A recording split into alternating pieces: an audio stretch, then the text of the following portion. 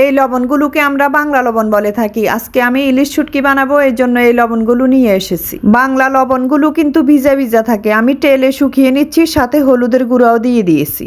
মাছগুলোকে আরও 4-5 ঘন্টা আগে কেটে লবণ হলুদ মেখে রেখে দিয়েছি, পানি বেরিয়ে গেছে। এখন আমি এই লবণের মধ্যে মেখে নিচ্ছি।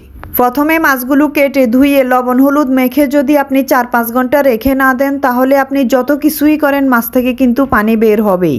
আমি বলতে চেয়েছি কাটার পরে, পরিষ্কার করার পরে যদি এরকম লবণ মেখে রেখে দেন, তাহলে কিন্তু অনেক বেশি পানি বের হয়ে যাবে, সেই সাথে শুটকিটাও নষ্ট হয়ে যাবে। এজন্য প্রথমে হলুদ আর লবণ মেখে রেখে দিলে পানিটা বের হয়ে গেলে তারপরে এবার এইভাবে লবণ দিয়ে রাখলে আর কিছুই হবে না। আমি অন্যরা শুটকি বানায় যে দেখেছি, প্রথমে ধুয়ে পরিষ্কার করে টিস্যু দিয়ে মুছে ঝাঁকাতে রেখে ফ্যানের নিচে রেখে শুকিয়ে ফেলে, কিন্তু তারপরেও দেখবেন যে লবণ মেখে রাখলেই পানি বের হবে। আপনারা দেখেছেন আমি কিভাবে রেখেছি, এভাবে রেখে দিব। 2 মাস পরে কি অবস্থা আপনাদের সাথে আমি শেয়ার করব।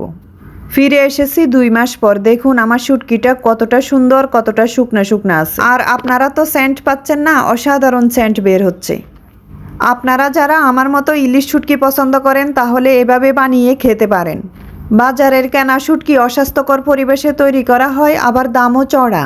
এই তো আমি একটা শুটকির কিছু অংশ কেটে নিচ্ছি, আমি আজকে ভর্তা বানাবো। এই জন্য এই শুটকি দিয়ে আপনি বিভিন্ন রকমের রেসিপি তৈরি করতে পারবেন।